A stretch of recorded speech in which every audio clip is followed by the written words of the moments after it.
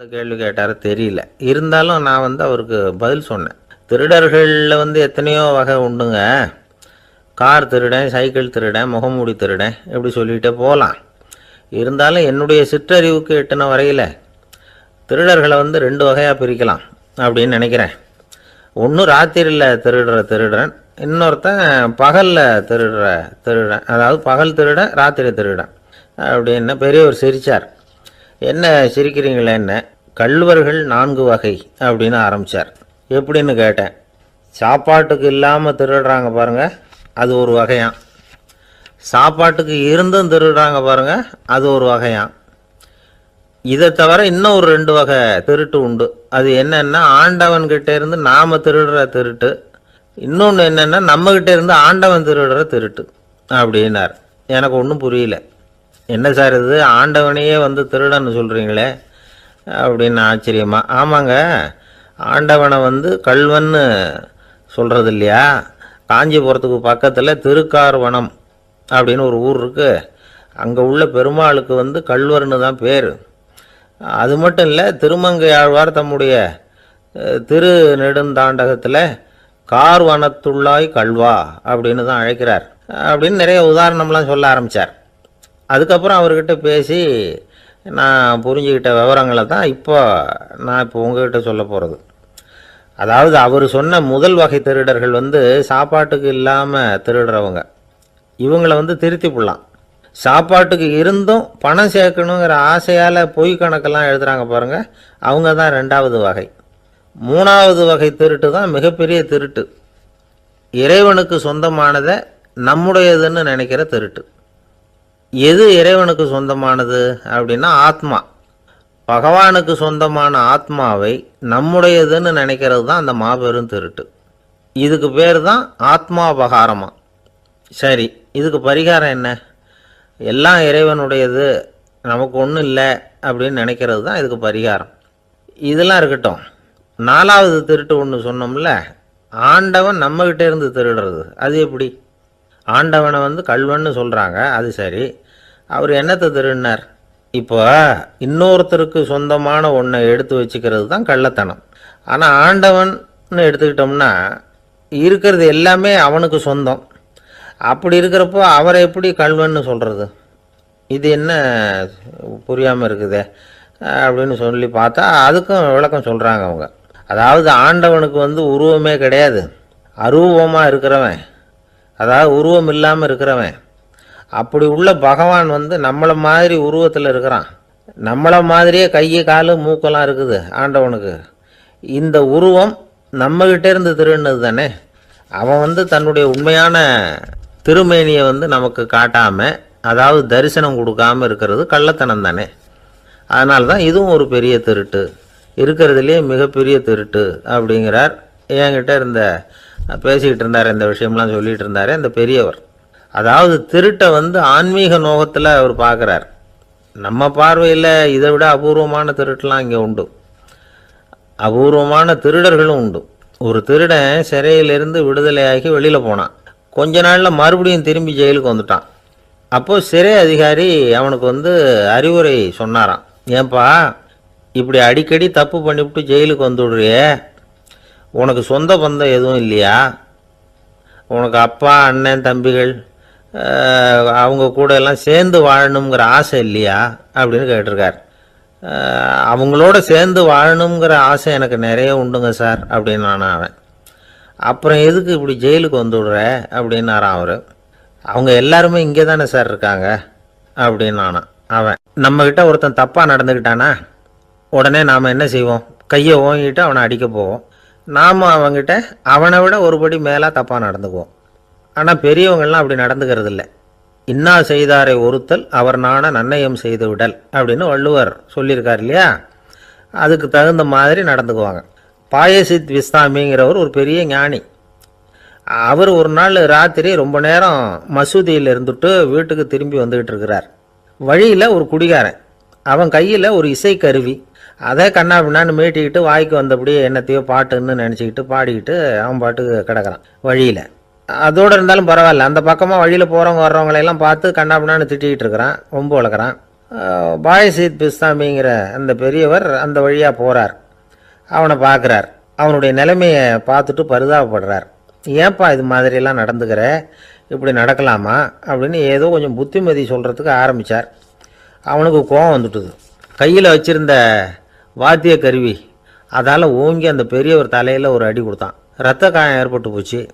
அவன் கையில் இருந்த இசைக்கருவியும் அடித்த வேகத்தில் ரெண்டாக உடஞ்சி போச்சு. அவ்வளோ வேகமாக அடிச்சிருக்கான்.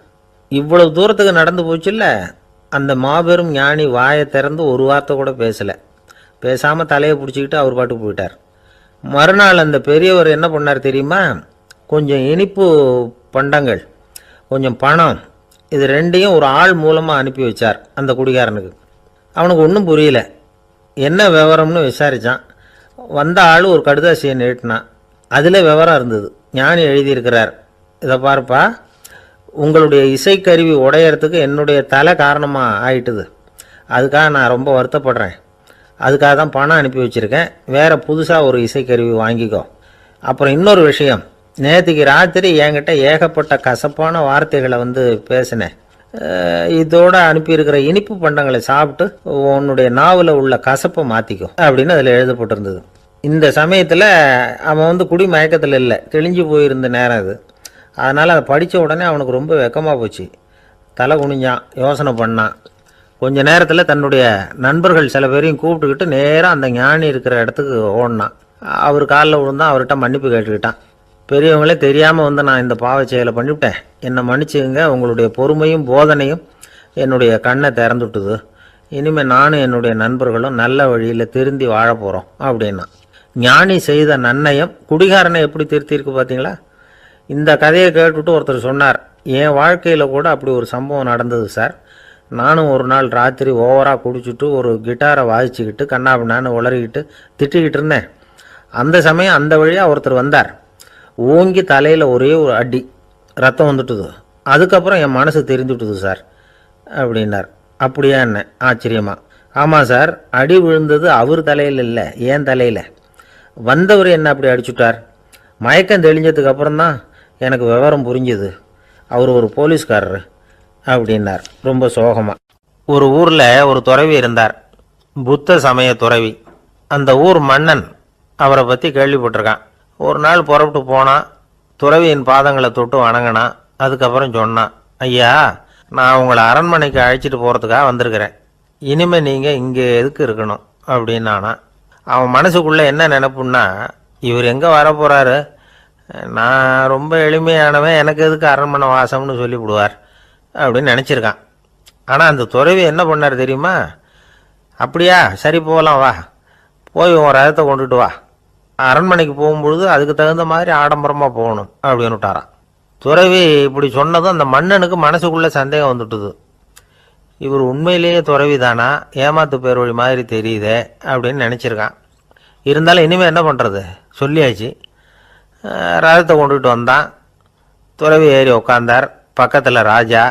அவர் ரொம்ப உற்சாகமாக வரார். இவன் ரொம்ப சோர்ந்து போய் வரான்.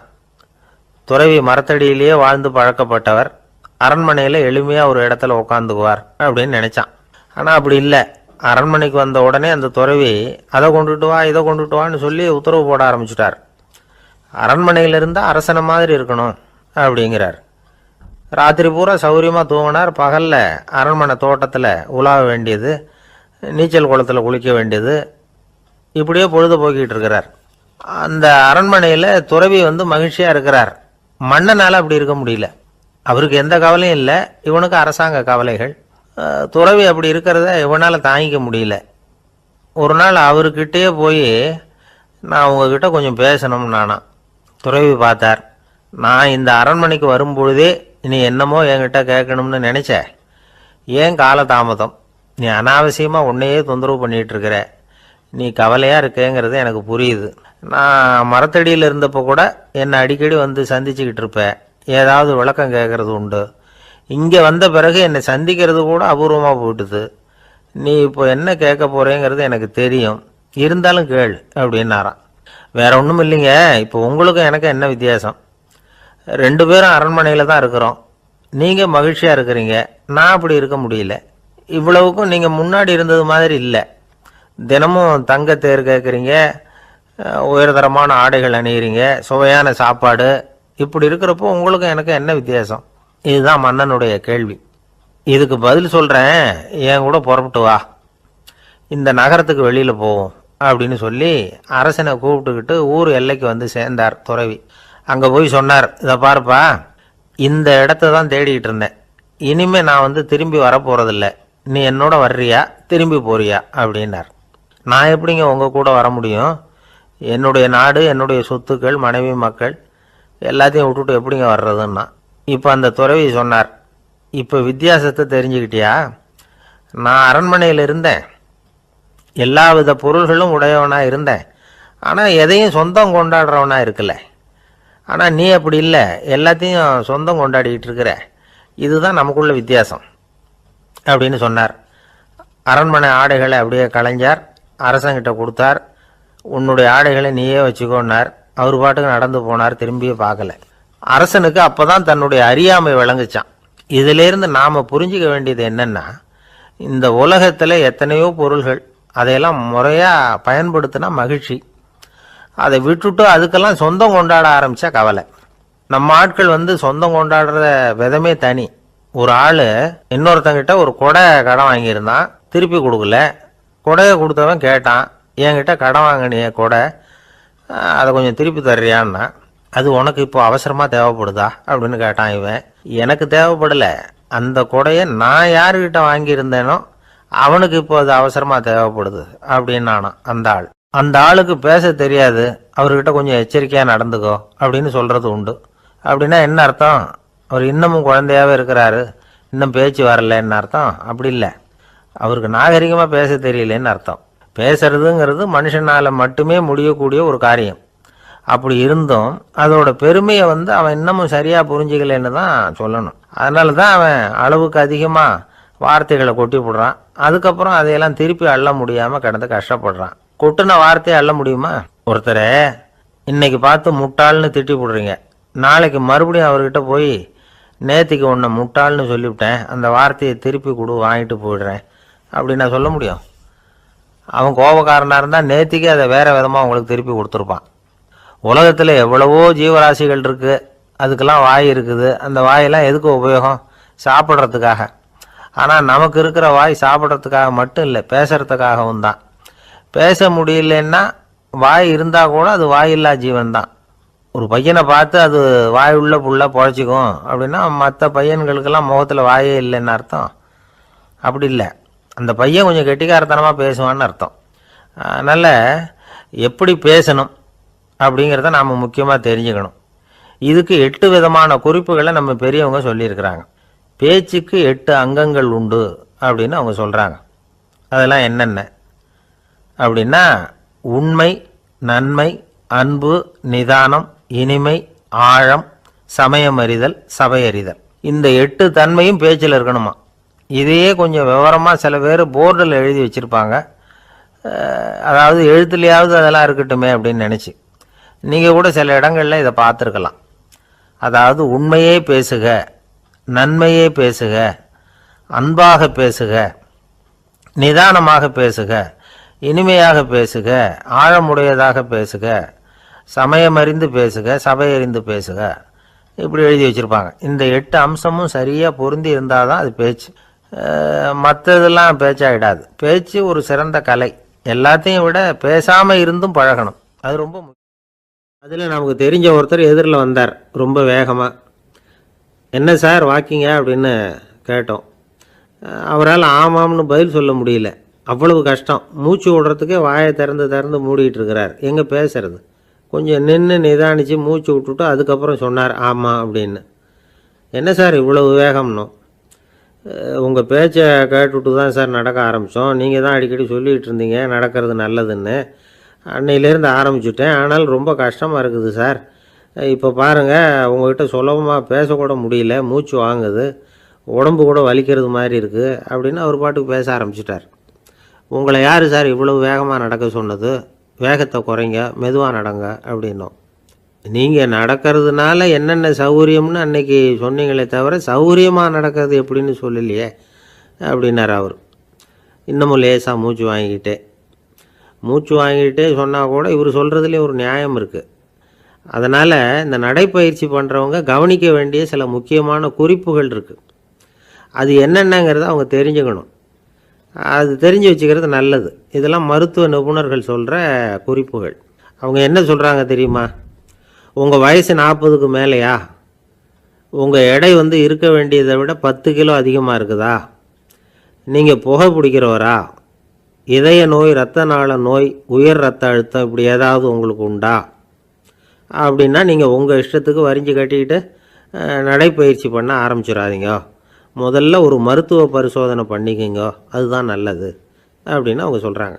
நடக்கிறப்போ, உடற்பயிற்சி செய்கிறப்போ மார்பு பகுதியில் அல்லது வேறு எங்கேயாவது தொடர்ந்து வலி இருந்ததுன்னா பயிற்சியை நிறுத்திவிட்டு டாக்டரை போய் பார்க்கணும். நடைப்பயிற்சி பண்ணுறப்போ உங்கள் சக்திக்கு தகுந்த மாதிரி மெதுவாக அதிக கஷ்டம் இல்லாமல் முன்னேறலாம். அங்கே என்ன போட்டியாக வைக்கிறாங்க? முந்திக்கிட்டு போய் என்ன பண்ண போகிறோம்? பரிசாக வாங்க போகிறோம். அதனால் நிதானம் அவசியம் அப்படிங்கிறது அவங்க ஆலோசனை. தொந்தரவு கொடுக்காத ஷூ, ட்ரெஸ்ஸு இதுகளை உபயோகப்படுத்துங்க. பாதத்தில் ஆடு தசை இருக்குல்ல, அங்கே ஏதாவது பிரச்சனை இருந்ததுன்னா டாக்டரை பாருங்கள். இந்த பாதத்தில் வலி வரும் அந்த இடத்துல. வெயில் காலமாக இருந்தால் தலைக்கு தொப்பி வச்சுக்கோங்க. பனியில் நடந்தாலும் அப்படி தான்.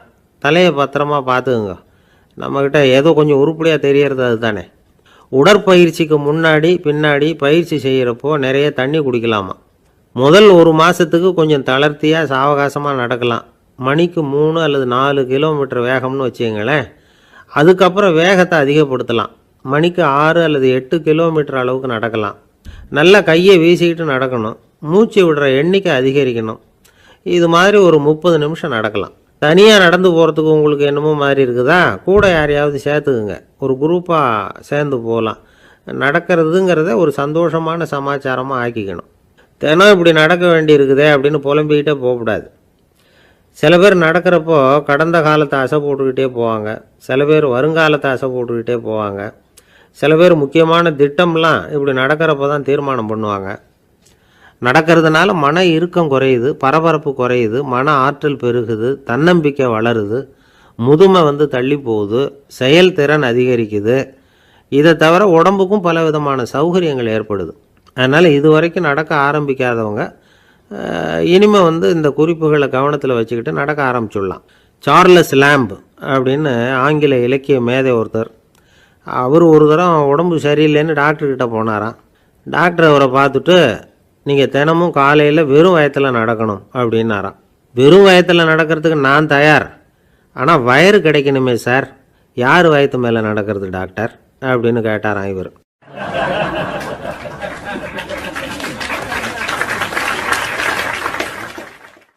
எனக்கு ஒரு உதவி செய்யணும் அப்படின்னு நம்மளை பார்த்து ஒருத்தர் கேட்குறாருன்னு வச்சுங்களேன். உடனே நாம் அவரை பார்த்து என்ன உதவின்னு கேட்போம்.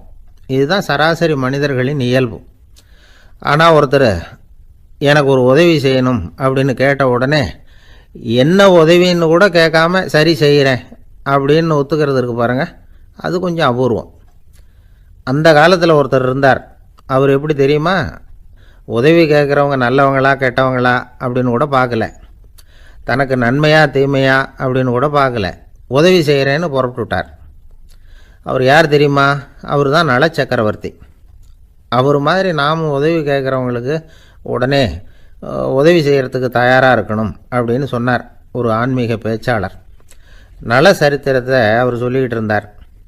இந்திரன், அக்னி, வருணன், யமன் இவங்க 4 பேரும் நலனை பார்த்து எங்களுக்கு நீ உதவி செய்யணும், எங்களுக்காக நீ தூது போகணும் அப்படின்னு கேட்குறாங்க.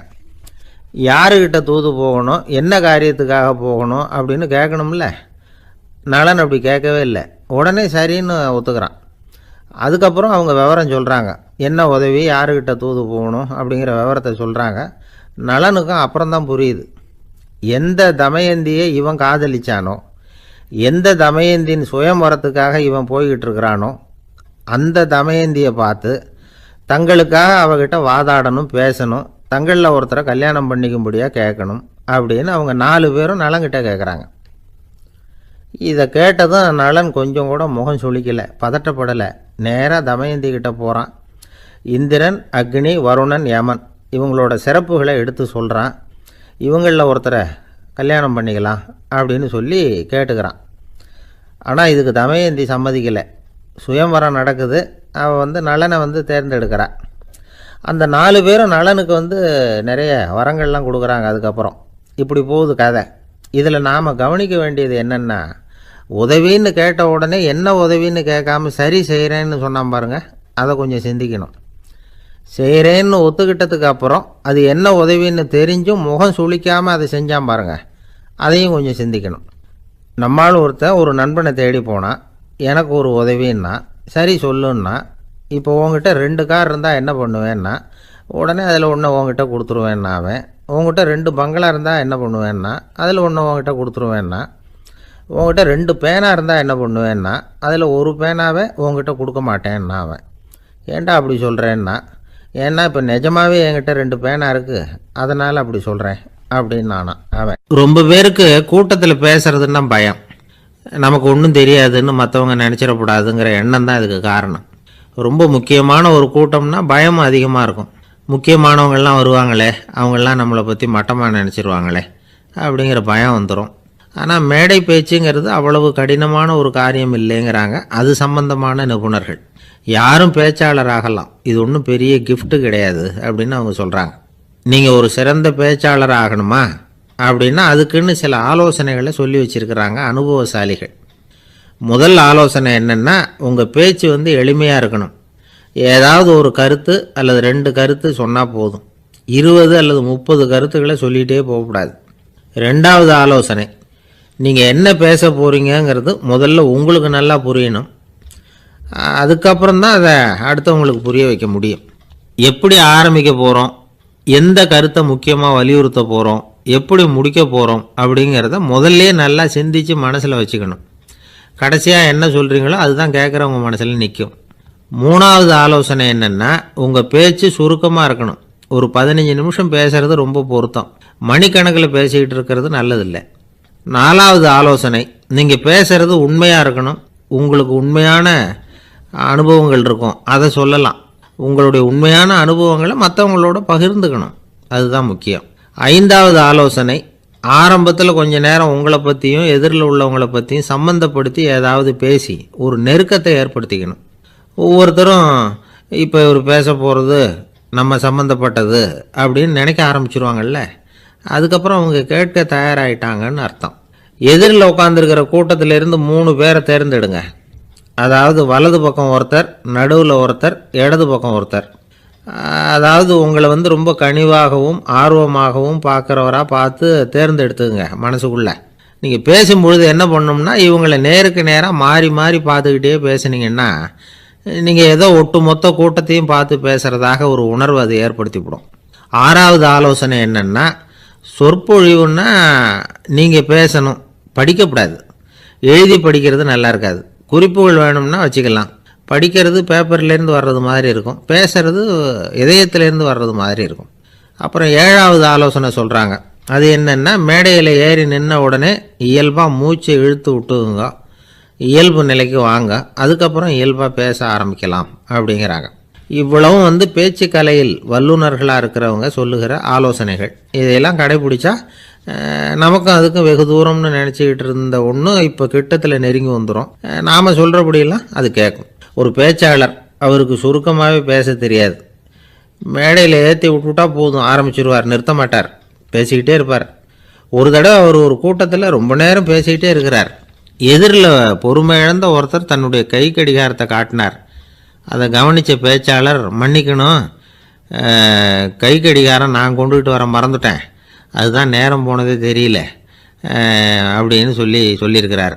இதுக்கு அவர் சொன்னாராம் கோபமாக, ஏய்யா கடிகாரத்தை தான் பார்க்க முடியல, மறந்துட்டேன், பக்கத்தில் மாட்டிருக்கிற கேலண்டரையாவது பார்க்கக்கூடாதா அப்படின்னாராம். கப்பல் கடலில் போய்கிட்டு இருக்கு. புயல், சூறாவளி, அலையெல்லாம் பெருசு பெருசாக ரொம்ப உயரமாக உண்டாகுது. கடுமையான காற்றுலேயும் வேகமான அலைகள்லேயும் சிக்கி அந்த கப்பல் தடுமாறுது. திசை மாறி போச்சு. எந்த பக்கம் போயிட்டுருக்குறோம்னே தெரியல. அந்த கப்பலை செலுத்திக்கிட்டு இருந்த மாலுமி ரொம்ப சாமர்த்தியமாக செயல்பட்டார். தன்னுடைய அறிவாற்றலையும் திறமையையும் முழுமையாக பயன்படுத்தினார். அந்த கப்பலை கட்டுப்படுத்தினார். மெதுவாக அந்த சூறாவளியிலிருந்து கப்பலை காப்பாற்றி கரைக்கு கொண்டுட்டு சேர்த்துட்டார். மாலுமின்னு ஒருத்தர் இருந்ததுனால அந்த மரக்கலம் காப்பாற்றப்பட்டது. மாலுமின்னு ஒருத்தர் இல்லைன்னு வச்சுக்கோங்க, அந்த கப்பலோட கதி என்னவா இருக்கும் யோசிச்சு பாருங்க. ஒரு கோபக்காரனுடைய நிலைமையும் அப்படித்தானா. கோபக்காரன்கிறவன் ஒரு மாலுமி இல்லாத மரக்கலம் அப்படிங்கிறார் நபிகள் நாயகம். கொந்தளிக்கிற கடல்ல கொடுமையான அலைகளின் உச்சியில அல்லல் படுகிற மரக்கலத்தை விட மோசமானது கோபக்காரனின் நிலைமை அப்படிங்கிறது அவருடைய கருத்து. அது மாதிரி இதுன்னு சொல்லல, அதை விட மோசம் இது அப்படிங்கிறார். ஏன் தெரியுமா? ஒரு கப்பல் கடல்ல தடுமாறுனா அதை சரிப்படுத்த மாலுமி இருக்கிறார். அவர் தன்னுடைய சாமர்த்தியத்தினால அதை கட்டுப்படுத்தி சரியான வழிக்கு கொண்டுட்டு வந்துடுவார். ஆனால் கோபக்காரனுடைய நிலைமை அப்படி இல்லை அப்படிங்கிறார் நபிகள் நாயகம். மனித மனம் ஒரு மரக்கலம், அறிவு அதில் இருக்கிற மாலுமி. மாலுமி மரக்கலத்தை செலுத்துறான், அவனுக்கு கட்டுப்பட்டு அது ஓடுது. ஆனால் கோபக்காரனுங்கிற மனுஷங்கிட்ட அறிவுங்கிற மாலுமி சரியாக வேலை செய்ய மாட்டான். ஏன்னா கோபம் அந்த மாலுமியின் கண்களை அவிச்சிரும், காதுகளை கேட்காம பண்ணிவிடும். கண்ணையும் காதையும் மூடிவிட்டு கப்பலை ஓட்டுனா எப்படி ஓட்டுறது? அதனால் கோபக்காரன் மாலுமி இல்லாத மரக்கலம். இடி மின்னல்ல மாட்டிக்கிட்டு கஷ்டப்படுற கப்பல் மாதிரி கஷ்டப்படுறான். பெரியவங்கள்லாம் என்ன சொல்கிறாங்க? உனக்கு கெடுதல் பண்ணவனுக்கும் நீ நன்மையை செய், எவருடைய விருப்பு வெறுப்பையும் பொருட்படுத்தாதே. பரம எதிரிக்கும் நீ நன்மை செய்ய ஆரம்பிச்சா உன்னுடைய தூய நிலையை பார்த்துட்டு அவனும் உனக்கு நெருக்கமான நண்பனாக ஆயிடுவான். இதுதான் பெரியவங்க நமக்கு சொல்லியிருக்கிறது. புனித குரான் சொல்றது என்ன? தீமையை நன்மையை கொண்டே நீர் தடுத்து கொள்ளும் அப்படின்னு சொல்லப்பட்டிருக்கு. அதில் இன்னா செய்தாரை ஒருத்தல் அவர் நாண நன்னயம் செய்து விடல் அப்படிங்கிறார் திருவள்ளுவர். செல்வந்தர் ஒருத்தர்கிட்ட ஒரு சிறுவன் ஆடு மேய்ச்சிக்கிட்டு இருந்தானா. பெரியவர் அவனை கூப்பிட்டு, நீ நேராக போய் ஒரு ஆட்டில் உள்ள ரொம்ப நல்ல பகுதி எதுவோ அதை எடுத்துக்கிட்டு வா அப்படின்னாரான். இவன் போனான். ஒரு ஆட்டு உடம்புல இருந்த நாக்கு, இருதயம், இது ரெண்டையும் எடுத்துகிட்டு கொடுத்தானான். பெரியவர் வாங்கி பார்த்தார். அதுக்கப்புறம் இப்போ நீ போய் இன்னொரு ஆட்டில் இருக்கிற ரொம்ப கெட்ட பகுதி எதுவோ அதை எடுத்துகிட்டு வா அப்படின்னாரான். இவன் போய் எடுத்துகிட்டு வந்தான். அவன் கையில் இருந்தது மறுபடியும் அதே மாதிரி நாக்கு, இருதயம், இது ரெண்டும் தான். என்னது இப்பவும் அதையே கொண்டுட்டு வந்திருக்கிற அப்படின்னாரான் பெரியவர். இவன் சொன்னானா, ஒரு உடம்புல உள்ள ரொம்ப நல்ல பொருளும் இதுதான், ரொம்ப கெட்ட பொருளும் இதுதான் அப்படின்னானா. இளம் வயசில் இப்படி பதில் சொன்னவர் தான் பேரறிஞர் லுக்மானுல் ஹக்கீம் அவர்கள். கோபப்படாமல் இருந்தால் இது ரெண்டும் நல்லா வேலை செய்யும், கோபப்பட்டால் இது ரெண்டும் மோசமாக வேலை செய்யும். அதை புரிஞ்சுக்கிறதுக்காகத்தான் இன்னைக்கு இந்த தகவல். கோபம் வந்துட்டா நாம் என்ன செய்கிறோங்கிறது நமக்கே தெரியாது. ஒருத்தர் டாக்டர்கிட்ட போனார் அவசரமாக. டாக்டர், எனக்கு இப்போ கடுமையான கோப வெறி, எனக்கு கண்ணு மண்ணு ஒன்றும் புரியல, உடனடியாக அதை கட்டுப்படுத்தணும், உடனே இதுக்கு ஏதாவது ஒரு மாத்திரை கொடுங்க ப்ளீஸ் அப்படின்னார். அந்த டாக்டரும் உடனே ஒரு மாத்திரையை கொடுத்து, இதை உடனே போடுங்க, நான் தண்ணி கொண்டுகிட்டு வரேன்னு உள்ளே போனார். தண்ணியோடு திரும்பி வந்தார். இவர் சொன்னார், டாக்டர், நீங்கள் கொடுத்த மாத்திரை ரொம்ப பெருசாக இருந்தது, இருந்தாலும் கஷ்டப்பட்டு முழுங்கிட்டேன்னார். டாக்டர் சந்தேகத்தோட மேசையை பார்க்குறார். பார்த்தா மாத்திரை அங்கேயே இருக்குது, பேப்பர் வெயிட்டை காணலை. தானத்தில் சிறந்தது எது அப்படின்னு ஒரு கேள்வியை கேட்டு, தானத்தில் சிறந்தது நிதானம் அப்படின்னு அதுக்கு ஒரு பதிலும் சொல்கிறவங்க உண்டு. நிதானம் ரொம்ப அவசியம், அதுவும் இன்றைய உலகத்துக்கு ரொம்ப அவசியம். இன்றைக்கி உலகம் ரொம்ப பரபரப்பாக போய்கிட்டு இருக்குது. பொறுமையாக இருக்கணும்னு நினைக்கிறவங்களால கூட அப்படி இருக்க முடியறதில்ல. பொறுமையை சோதிக்கிறது மாதிரி பல சம்பவங்கள், அதையெல்லாம் சந்திச்சே தீர வேண்டியிருக்குது. எங்கே போனாலும் க்யூவில் நிற்க வேண்டியிருக்குது, எங்கே போனாலும் காத்துக்கிட்டு இருக்க வேண்டியிருக்கு.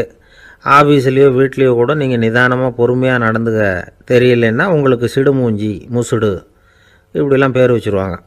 அது உங்களுக்கு தேவையா? சரி, வாழ்க்கையில் பொறுமைசாலின்னு பேர் வாங்கிறதுக்கு என்ன வழி? முதல் பாயிண்ட், நீங்கள் நினைக்கிறது, எதிர்பார்க்கறது, செய்கிறது எல்லாமே 100% கரெக்டாக நடக்கணும்னு ஆசைப்படக்கூடாது. எதுவாக இருந்தாலும் அதில் ஓரளவுக்கு தவறு நடக்கலாம் அப்படிங்கிறத எதிர்பார்த்தே இருக்கணும்.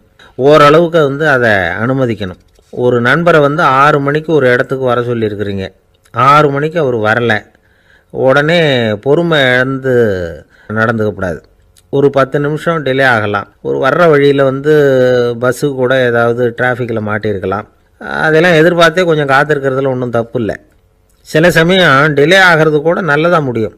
ஒரு பஸ்ஸை தவற விட்டுட்டு ஐயோ கொஞ்சம் ஒரு 2 நிமிஷம் முன்னாடி வந்திருந்தா பிடிச்சிருக்கலாமே அப்படின்னு தவிச்சிக்கிட்டு இருப்பாங்க சில பேர். அடுத்தபடியாக வர்ற பஸ்ஸு நேரடியாக நீங்கள் போக வேண்டிய இடத்துக்கே கொண்டு போய் விடுற பஸ்ஸாக கூட இருக்கலாம். அது உங்களுக்கு முன்னாடி தெரியாதுல்ல. சில நெருக்கடியான சூழ்நிலைகளை தமாஷா எடுத்துக்கிறதுக்கு பழகிக்கணும். சில இடங்களுக்கு போகிறப்ப காத்திருக்கிறதுக்கு நம்ம மனசை தயார்படுத்திக்கிட்டே போகணும். ஒரு ரயிலுக்கோ பஸ்ஸுக்கோ அல்லது விமானத்துக்கோ கப்பல் பிரயாணத்துக்கோ போகிறப்போ அங்கே போய் நீங்கள் மணிக்கணக்கில் கூட காத்துக்கிட்டு தான் இருக்கணும். புறப்படுற நேரம் கூட மாறலாம். நீங்கள் போய் சேர்ந்ததும் அது உடனே புறப்படணும்னு கட்டாயமாக என்ன? அது மாதிரி சமயத்தில் படிக்கிறதுக்குன்னு சில சுவாரஸ்யமான புத்தகங்களையும் கையில் எடுத்துக்கலாம். உங்களை சுற்றி எவ்வளவோ சுவாரஸ்யமான சம்பவங்கள் நடந்துக்கிட்டு இருக்குதுல்ல, அதையெல்லாம் வேடிக்கை பாருங்கள். எதுக்காக காத்துக்கிட்டு இருக்கிறோமோ அந்த காரியத்தில் உண்மையாகவே நமக்கு ஒரு அக்கறை இருந்தால் நமக்கு போர் அடிக்காது. சில கோயில்களில் பார்த்துருப்பீங்க, தரிசனத்துக்காக பக்தர்கள் நாள் கணக்கில் காத்துக்கிட்டு இருப்பாங்க. அவங்களெலாம் அழுத்துக்கிறது இல்லை. ஆண்டவனை தரிசிக்கணுங்கிற உண்மையான அக்கறை இருக்கிறதுனால அவங்களுக்கு போர் அடிக்கிறது இல்லை. ஆனால் சில சினிமா தியேட்டரில் கூட பார்க்கலாமே, சினிமா கியூ கூட அப்படி தான். சாயந்தரம் 6 மணி ஆட்டத்துக்கு காலம்பரம் 6 மணிக்கே போய் கூட காத்துக்கிட்டு இருப்பாங்க. அவங்களுக்கெல்லாம் போர் அடிக்காது, படம் பார்க்குற ஆர்வம். இன்னொரு முக்கியமான விஷயத்தை நாம் பழக்கப்படுத்திக்கணும். லிவ் ஃபார் தி மூமெண்ட் அப்படிங்கிறாங்க நிபுணர்கள். ரொம்ப பேர் எப்படின்னா அடுத்தபடியாக நடக்க போகிற விஷயத்திலேயே கவனமாக இருப்பாங்க. அந்த நினைப்புலேயே இந்த நிமிஷத்தை பொறுமை இல்லாமல் கழிப்பாங்க. ஒருத்தர் இருக்கார், அவர் எப்படின்னா ஆஃபீஸ் முடியறதுக்குள்ளேயே சார் 5 மணிக்கெல்லாம் ரெடியாக இருங்க, நாம் அந்த ஹோட்டலில் போய் டிஃபன் சாப்பிட்ணும் அப்படின்னு 4 மணிலேருந்து சொல்லிகிட்டு இருப்பார். 4:55 பரபரப்பாக ஓடி வருவார். 2 பேரும் புறப்படுவோம், ஹோட்டலுக்கு போவோம், சாப்பிட்டுக்கிட்டு இருப்போம். அப்படி சாப்பிட்டுட்டு இருக்கிறப்ப சார் சாப்பிட்டு முடித்ததும் நேராக ஒரு ஜவுளி கடைக்கு போகிறோம் அப்படிம்பார். பரபரக்க சாப்பிட்டு முடிப்பார், புறப்படுவார். ஜவுளி கடையில் அவசரமாக சீக்கிரம் பில் போடுங்க சார், சினிமாவுக்கு நேரம் ஆகிடும்பார். சினிமா தியேட்டரில் உட்காந்து அடுத்தபடியாக எங்கே டின்னர் சாப்பிட்றதுன்னு யோசனை பண்ணிகிட்டு இருப்பார். ராத்திரி படுக்கையில் விழுந்ததுக்கு அப்புறமும் நாளைக்கு காலையில் எழுந்திரிச்சதும் அதை பண்ணணும் இதை பண்ணணும்னு திட்டம் போட்டுக்கிட்டே இருப்பார். அதாவது எப்போவும் அடுத்த நிமிஷம், அடுத்த நாள், அடுத்த வாரம், அடுத்த வருஷம், இதுதான் அவங்க சிந்தனை. இந்த நிமிஷம் என்ஜாய்மெண்ட்டை அவங்க இழந்துடுறாங்களாம். அதனால தான் வாழ்நாள் பூரா பொறுமையின்மை, அவஸ்தை, அல்லல். அதனால் நாம் எல்லோரும் வாழ்க்கையில் நிதானமாக இருக்கிறதுக்கு கற்றுக்கணுமா. அதுக்காக இந்த நிதானத்துக்கு வேறு விதமான அர்த்தம் பண்ணிக்கக்கூடாது. ஒருத்தர் அப்படித்தான் ஒரு தடவை அவருடைய குதிரை காணாமல் போயிட்டு தான். அதுக்காக அவர் கவலைப்படலை, நிம்மதியாக இருந்தார், சந்தோஷமாக இருந்தார். என்ன சார் இது, உங்கள் குதிரை திருட்டு போயிட்டுதுங்கிறீங்க, நீங்கள் கவலைப்படாமல் இருக்கிறீங்களே அப்படின்னு கேட்டாங்களாம். அதுக்கு அவர் சொல்லியிருக்கார், நல்ல வேலை சார், கட்டியிருந்த குதிரை காணாமல் போயிருக்குது. நான் அது மேலே உட்காந்துருக்கிற சமயம் அது காணாமல் போயிருந்ததுன்னா, திருட்டு போயிருந்ததுன்னா நானும் சேர்ந்தில் காணாமல் போயிருப்பேன் அப்படின்னாராம். எவ்வளவு நிதானமான ஆள் பாருங்கள். ஒரு நண்பர் சினிமா படம் தயாரிக்கிறவர், அவர்கிட்ட ஒரு நாள் பேசிக்கிட்டு இருந்தேன். அது எப்படி சார், நீங்கள் எடுக்கிற எந்த படமும் கையை கடிக்காத அளவுக்கு எடுத்துடுறீங்களே, அது எப்படின்னு கேட்டேன். அது ஒன்றும் பெரிய விஷயம் இல்லை சார், பெண்களுக்குன்னு சில உருக்கமான காட்சிகள், இளைஞர்களுக்குன்னு சில நடனங்கள், அடிதடி காட்சிகள், அப்புறம் வயசானவங்களுக்குன்னு சில ஆன்மீக காட்சிகள், சின்ன பிள்ளைங்களுக்கு சிரிப்பு, இப்படி எல்லாமும் சேர்த்து நான் படம் எடுக்கிறேன். மசாலா படம்னு பேர். இது ரொம்ப பெருசாக இல்லைன்னாலும் ஓரளவுக்கு சுமாராக ஓடிடும், கையை கடிக்காது அப்படின்னார். இது ஒரு உத்தி. சில பத்திரிகை ஆசிரியர்களும் இந்த உத்தியை கையாளுறது உண்டு. இந்த உத்திக்கு பார்னம் உத்தி அப்படின்னு பேர், பார்னம் எஃபெக்ட் அப்படின்னு சொல்லுவாங்க. அதாவது ஃபீனியஸ் டி பார்னம் அப்படின்னு ஒருத்தர் அமெரிக்காவில் இருந்தாராம். பிரிட்டிஷ் ஆட்சி நடந்துக்கிட்டு இருந்த காலம் 1920களின் கடைசி. அப்போ நடந்த ஒரு உண்மை நிகழ்ச்சி இது. ஒரு கல்யாண மாப்பிள்ளை ரயிலில் இறங்க போகிறார். அவரை வரவேற்க ஒரு ராஜ குடும்பமே காத்துக்கிட்டு இருக்குது. மங்களூர்லேருந்து இறங்குற அந்த மாப்பிள்ளை யார் தெரியுமா? ஒரு நாய். உண்மைதான், அந்த நாய்க்கு தான் கல்யாணம். சுதேசி சமஸ்தானத்து மன்னர்களில் ஒருத்தர் ஜூனாகட் மகாராஜா, அவரோட வளர்ப்பு நாய் ரோஷனாரா, அதுக்கு கல்யாணம் பண்ணி வைக்கணும்னு ஆசைப்பட்டார். மாப்பிள்ளை தேடினார். மங்களூர் மகாராஜாவோட வளர்ப்பு நாய் ஒன்று இருந்தது, பேர் பாபி. இது ரெண்டுக்கும் கல்யாணம் நடத்த முடிவு பண்ணார். திருமணத்துக்கு வேண்டிய எல்லா ஏற்பாடுகளையும் பண்ணுங்க அப்படின்னு உத்தரவு போட்டார். ஆயிரக்கணக்கான அழைப்புதழ்கள், பல சமஸ்தான மன்னர்கள், ஜமீன்தார்கள், பிரிட்டிஷ் அதிகாரிகள், பெரிய பணக்காரங்க, இப்படி நிறைய பேருக்கு அழைப்புதழ்கள் அனுப்பி வச்சாங்க. பத்திரிகையை பார்த்தவங்கெல்லாம் திகைச்சு போயிட்டாங்களாம். இருந்தாலும் என்ன பண்ணுறது, ராஜாவே அழைக்கிறார், போகாமல் இருக்க முடியுமா? அந்த சமயத்தில் நாட்டின் கவர்னர் ஜெனரலாக இருந்தவர் இர்வின் பிரபு, அவருக்கும் ஒரு பத்திரிக்கை போயிருக்குது. வாங்கி பார்த்ததும் அவருக்கு பயங்கர எரிச்சல். உடனே குப்பை தொட்டியில் போட்டுவிட்டாராம். மாட்சிமை தங்கிய பிரிட்டன் சக்கரவர்த்தியின் பிரதிநிதியான தன்னை கேவலம் ஒரு நாயின் திருமணத்துக்காக அழைக்கிறதா அப்படின்னு அவருக்கு ஆத்திரம். இருந்தாலும் கல்யாணம் பிரமாதமாக நடந்துதான். கல்யாணத்தன்னைக்கு பொண்ணுக்கு ஸ்பெஷல் குளியல், தண்ணீருக்கு பதிலாக வாசனை திரவியங்கள், பன்னீர், குளித்ததுக்கு அப்புறம் அலங்காரம், வைர மாலை, முத்து மாலை, ஏகப்பட்ட அலங்காரம். மாப்பிள்ளையை அழைக்கிறதுக்கு ரயில்வே ஸ்டேஷனில் ராஜ குடும்பமே காத்துக்கிட்டு இருக்குது. அவங்களோட வளர்ப்பு நாய்கள் 250. அத்தனை நாய்களுக்கும் பட்டு துணி போத்தி இருக்குது. முத்து வடங்கள் அணிவிச்சிருக்கிறாங்க. எல்லாம் ராஜ நாய்கள். அதுகளையும் வீதியில் நடக்க விடலையாம். அதுகளை சுமந்துக்கிட்டு போக அலங்கரிக்கப்பட்ட யானைகள் காத்துக்கிட்டு இருக்குதான். மாப்பிள்ளைக்கு வரவேற்பு எப்படி தெரியுமா? அது நடந்து வர்ற பாதை பூரா ரத்தன கம்பளம் விரிச்சிருக்குது. 2 பக்கமும் ராஜாங்க அதிகாரிகள் கைகட்டி நிற்கிறாங்க.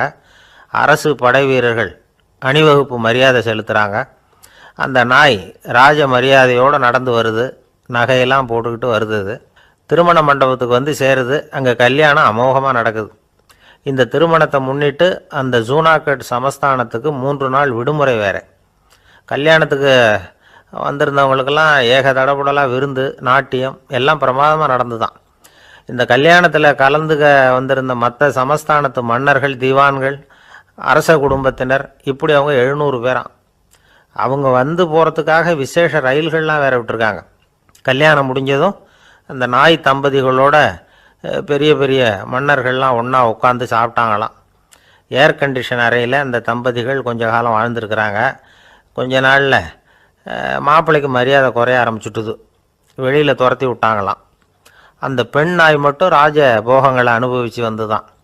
இந்த கல்யாணத்தை பார்த்துட்டு தொடர்ந்து மற்ற சமஸ்தானத்து மன்னர்களும் நாய் திருமணங்கள் நடத்த ஆரம்பிச்சுட்டாங்களாம். இது உண்மையில் நடந்திருக்குது. இப்படி அது இருக்கட்டும். இப்போ நம்ம கதைக்கு வருவோம். ஒரு ராஜாவுக்கு ரொம்ப நாள் கழித்து ஒரு குழந்தை பிறந்து தான். அரண்மனை ஜோசியரை கூப்பிட்ருக்கார் ராஜா. ஜோசியரே, என் மகன் வருங்காலத்தில் சிறந்த வாழ் வீரனாக வரணும்னு ஆசைப்படுறேன், வருவானாங்கிறத கொஞ்சம் பார்த்து சொல்லுங்களேன் அப்படின்னாராம். ஜோசியர் சொன்னார், மன்னா, உங்கள் புள்ள வாழ் வீரனாக வர்றது கஷ்டம். ஆனால் அவரும் உங்களை மாதிரியே நாய்க்குட்டிகள் பேரில் பிரியமாக இருப்பார்.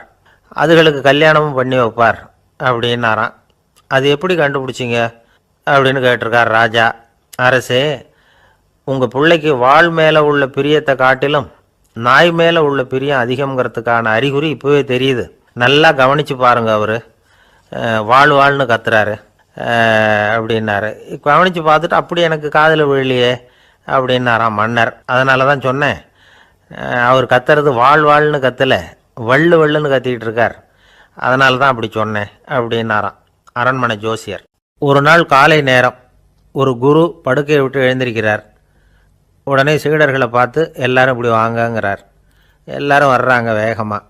என்னங்க வேணும் உங்களுக்கு அப்படிங்கிற மாதிரி எல்லாரும் குருவை பார்த்தாங்க பயபக்தியோட. குரு அந்த சீடர்களை பார்த்து, இதை பாருங்கள், இப்போ நான் ஒரு சிக்கலான விவகாரத்தில் மாட்டிக்கிட்டு இருக்கிறேன், அதை நீங்கள் தீர்த்து வச்சா நல்லதுன்னார். சீடர்களுக்கு ஒன்றும் புரியல.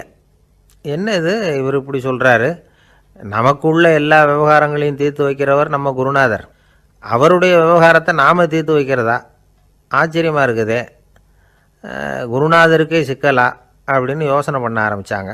இருந்தாலும் ரொம்ப பணிவாக கேட்டாங்க, சுவாமி, உங்களுக்கே சிக்கலா? இந்த உலகத்து சிக்கல்களுக்கும் சிரமங்களுக்கும் அப்பாற்பட்டவர் அல்லவா தாங்கள்? அப்படிப்பட்ட உங்களுக்கு சிக்கல்னா அது எப்படி அப்படின்னாங்க. எனக்கு ஏற்பட்டிருக்கிற சிக்கல் அவ்வளவு பெருசு, ரொம்ப பெரிய விவகாரம் அது அப்படின்னார் குரு. கொஞ்சம் விவரமாக சொல்லுங்க அப்படின்னாங்க இவங்க. இப்போ அந்த குரு விவரத்தை சொன்னார். அதாவது நேற்று ராத்திரி நான் ஒரு கனவு கண்டேன். அந்த கனவில் நான் ஒரு பட்டாம்பூச்சியாக மாறிட்டேன். அப்படி மாறி ஒவ்வொரு மலராக பறந்து போய் உட்காந்து தேன் சாப்பிட்டேன் அப்படின்னார். சீடர்கள் இதை கேட்டதும் ரொம்ப திகைச்சு போயிட்டாங்க. என்ன இது, இது ஒரு பெரிய பிரச்சனையா? ஒரு சாதாரண கனவு கண்டதுக்காகவா இந்த காலை வேளையில் நம்மளையெல்லாம் குருநாதர் இவ்வளவு அவசரமாக கூப்பிட்ருக்கார் அப்படின்னு நினச்சாங்க.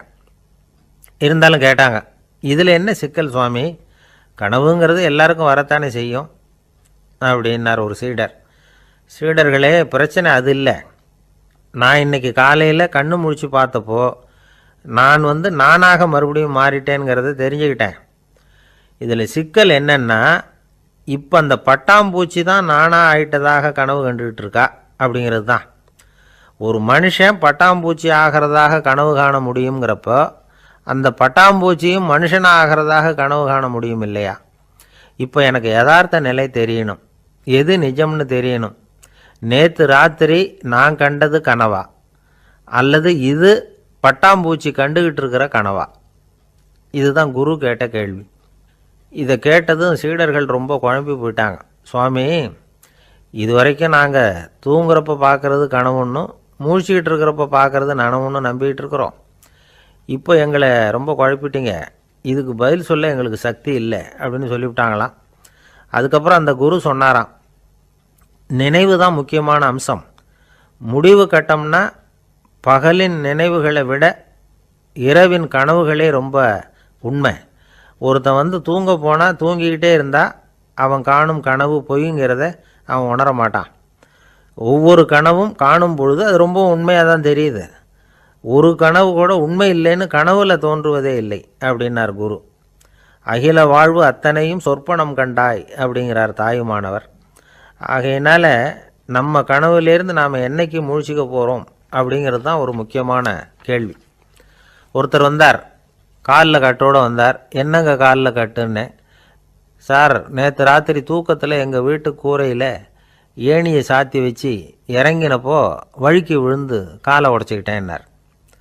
உங்கள் வீட்டில் தான் ஏணியே கிடையாது சார் அப்படின்னு. உண்மைதான் சார், நான் கீழே விழுந்து முழிச்சுக்கிட்டதுக்கு அப்புறம் தானே ஏணி இல்லைங்கிறது எனக்கு ஞாபகம் வந்தது அப்படின்னார்.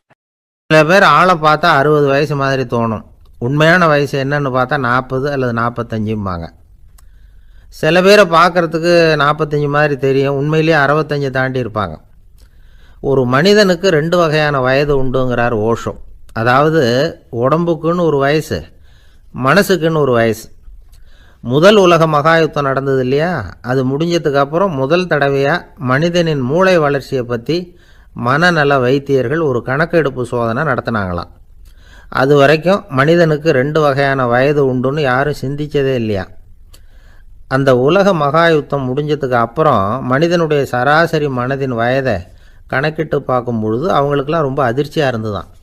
ஏன்னா அது ரொம்ப பின்தங்கிய நிலையில் இருந்திருக்கு, வளர்ச்சி அடையாத நிலையில் இருந்திருக்கு. அவங்க கண்டுபிடிச்ச பிரகாரம் அப்போ மனசோட சராசரி வயசு என்ன தெரியுமா? 14. அப்படின்னா பார்த்துங்க, உடல் ரீதியாக ஒருத்தரோட வயசு 70 கூட இருக்கலாம், ஆனால் மனசோட வயசு 14 தான். இதுக்கு நேர்மாறாக அமைஞ்சு போச்சுன்னு வச்சுங்க. அதாவது ஒருத்தருக்கு உண்மையிலேயே 14 வயசு, அதாவது உடலோட வயசு 14, அவரோட மனசின் வயசு 70ன்னு வச்சுக்கோங்க. இப்படி அமைஞ்சுட்டுதுன்னா அவர் சீக்கிரம் ஞானத்தன்மை அடைஞ்சிருவார் அப்படின்னு அர்த்தம். இப்போ நமக்கெல்லாம் உடம்போட வயசு மனசோட வயசு ரெண்டும் ஒன்றா இருந்துட்டால் அதுவே போதும், அதுவே பெரிய விஷயம். இப்போ எமர்சன் கிட்ட போய் ஒருத்தர் கேட்டாராம், உங்கள் வயசு என்ன அப்படின்னு. அவர் உடனே பதில் சொல்லியிருக்கார், 360 வருஷம் அப்படின்னாராம். கேட்டவர் குழம்பி போயிட்டார். அவர் என்ன சொல்கிறாரு, 360 வயசா? என்ன நம்ம காதில் தான் சரியாக விழலையா? எமர்சன் எப்பவும் உண்மையை பேசுகிற ஒரு சிறந்த அறிவாளி, அவர் இப்படிலாம் பொய் சொல்ல மாட்டாரே அப்படின்னு ஒரு யோசனை பண்ணிக்கிட்டே இவர் மறுபடியும் அவர்கிட்ட போனாராம். ஐயா, நீங்கள் சொன்னது சரியாக என் காதில் விழலை, அதனால் மறுபடியும் கேட்குறேன், உங்கள் வயசு என்ன அப்படின்னாராம். எமர்சன் மறுபடியும் சொல்லியிருக்கிறார் 360 வருஷம்னு. வந்தவருக்கு உண்மையிலேயே அதிர்ச்சியாக போட்டுது. அதுக்கப்புறம் மெதுவாக ஆரம்பித்தாராம், ஐயா நீங்கள் சொல்கிறத என்னால் ஏற்றுக்க முடியாது, எப்படி பார்த்தாலும் இப்போ உங்களுக்கு வயசு ஒரு 60க்கு மேலே இருக்காதுன்னு நினைக்கிறேன் அப்படின்னாராம். நீங்கள் சொல்கிறது சரிதான், அது என் உடம்போட வயசுன்னாராம் எமர்சன். அப்படின்னா ஏற்கனவே நீங்கள் சொன்னது அப்படின்னு கேட்டிருக்கார், அது என் மனசோட வயசு அப்படின்னாராம். நம்மளை பொறுத்த வரைக்கும் அறிவு தூசு படிஞ்சிருக்கு, அது மாதிரியே அன்பும் மாசுபட்டிருக்கு. இது ரெண்டையும் சுத்தம் பண்ண வேண்டியிருக்குது, அப்போ தான் நாம் சரியான வயசில் வாழ முடியும். ஒரு ஆசாமி இருக்கிறார், அவருக்கு உடம்போட வயசு அதிகம், மனசோட வயசு ரொம்ப குறைச்சல், குழந்த மாதிரி. அவர் ஒரு ஆஸ்பத்திரியில் படுத்திருக்கிறார். நர்ஸம்மா எல்லாருக்கும் மருந்து கொடுத்துட்டு போகிறாங்க. கொஞ்ச நேரம் கழித்து திரும்பி வந்தாங்க. அப்போ இவர் அந்த அம்மாவை கூப்பிட்டு சொல்கிறார், இதை பாருங்கள் சிஸ்டர், நீங்கள் எல்லாருக்கும் சின்ன சின்ன மாத்திரையாக கொடுத்துட்டு எனக்கு மட்டும் நீளமான மாத்திரையாக கொடுத்துட்டீங்க. முழுங்கிறதுக்கு ரொம்ப கஷ்டமாக போச்சு. இனிமேல் எனக்கும் சின்ன மாத்திரையாக கொடுங்க சிஸ்டர் அப்படின்னாராம். அந்த அம்மா உடனே அதிர்ச்சி